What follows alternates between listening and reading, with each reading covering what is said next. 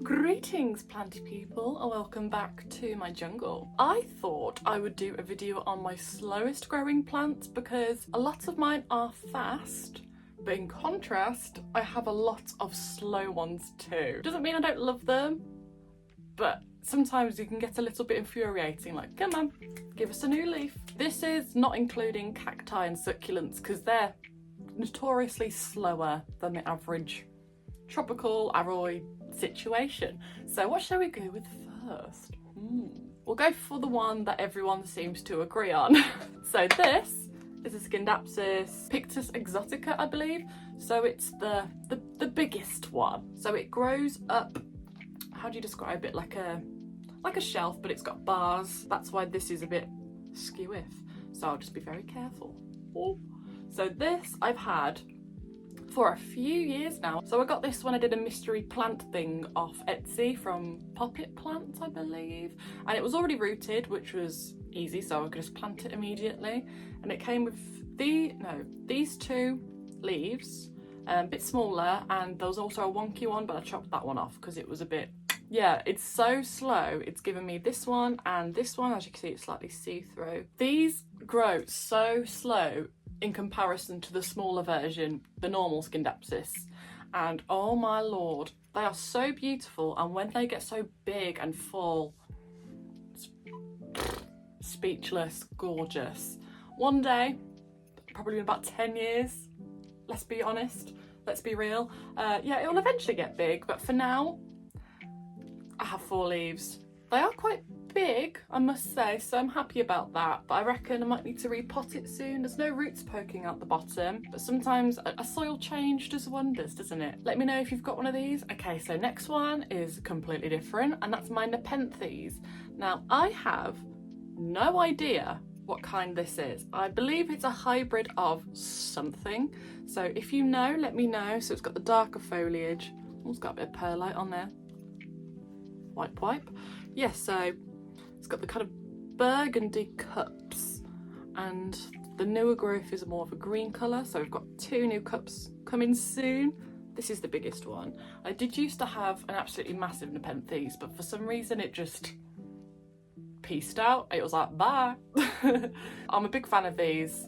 I have quite a lot of carnivorous plants actually, not enough to do a collection video. I will do one eventually, but these are one of my favourite, along with Pinguicola. Love a ping. I love this one so much, but honestly it's so slow. Like this will turn into a cup in about a month or so. It is really rewarding, I must say, and it's good to have carnivorous plants if you have fungus gnats, and this has definitely kept them at bay. So if you're looking at getting one, I very much recommend. They are beautiful. They come in all different colours. I love the ones that have stripes on them. I think they're so cool.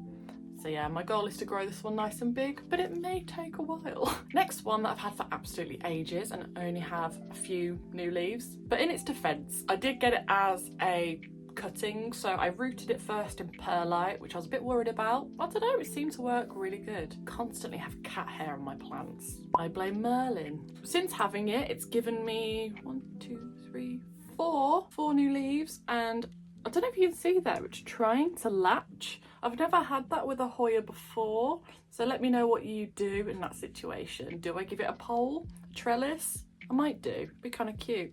Maybe like a heart-shaped one because it's heart-shaped leaves. I love how succulent the leaves are, like they're basically solid. It's a really good indicator if they're squishy. Give it a go of water. You only need to water this one every 2 weeks or so. Very drought resistant, but very slow.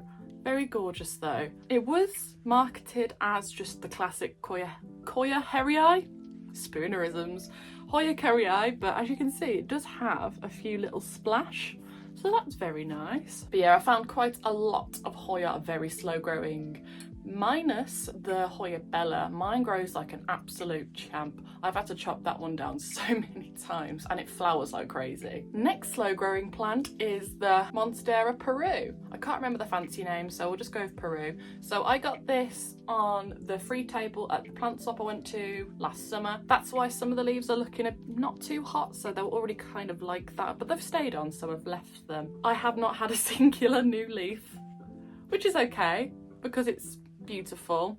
I did get a cutting of this years ago and that did not root, and I've heard that they're notoriously really hard to root, and the variegated ones are absolutely gorgeous, but I don't think I'll ever get one of those because if it's already slow with the full amount of chlorophyll, can you imagine how slow a variegated one would be? I love how waxy and succulent the leaves feel. It's so different to your Monstera deliciosa. Just absolutely gorgeous. Oh, actually, I might be having a new leaf soon. See that?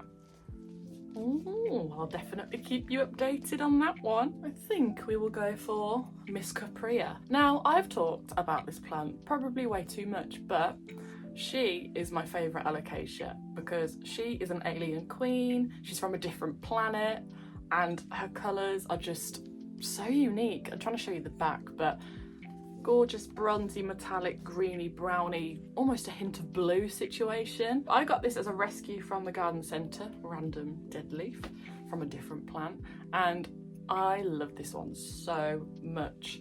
I did get a wonky leaf because I think it dried out a bit too much when I went on holiday last year, but that's okay, it's still a functioning leaf, so I've just left it be. This is such a slow grower. It has a tendency to do the classic alocasia dormancy. Not all of them seem to. I feel if you give them enough light and warmth, that's good, but I don't like to keep my room too hot because that's expensive and I overheat very quickly. But it is nice and humid in here. I've got my grow lights. I've got one up there as well, but I don't have it on at the moment. Since having my grow light, look at her. I've got a lovely new leaf coming through. I'm so excited because I reckon it'll be bigger than this one. They usually get bigger each leaf you get.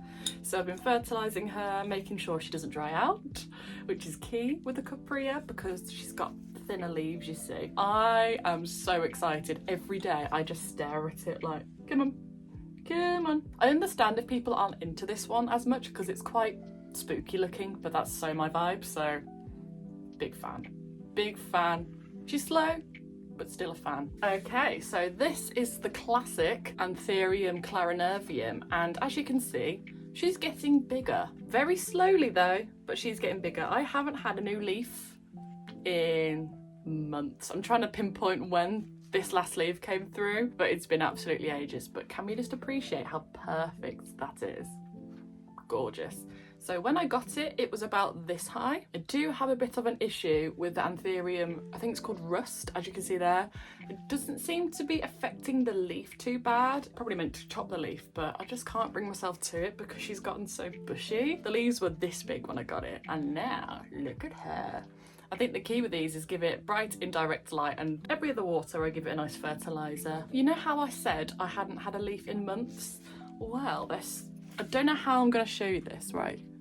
Do you see that there under the crispy bits? Do you see?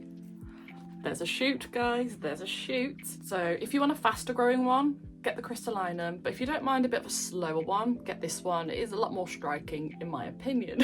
So if you've got any tips to make this guy grow bigger, please let me know because it's one of my favourite plants of all time. So I think that's all I'll do for now. I'm going to do my fastest growing plants soon, so let me know what your slowest growing ones are. I'm very curious. I will see you in the next video. Have a lovely day, evening, whatever it is, wherever you are. I'll leave all my social medias down below. I'll see you in the next one. Bye bye.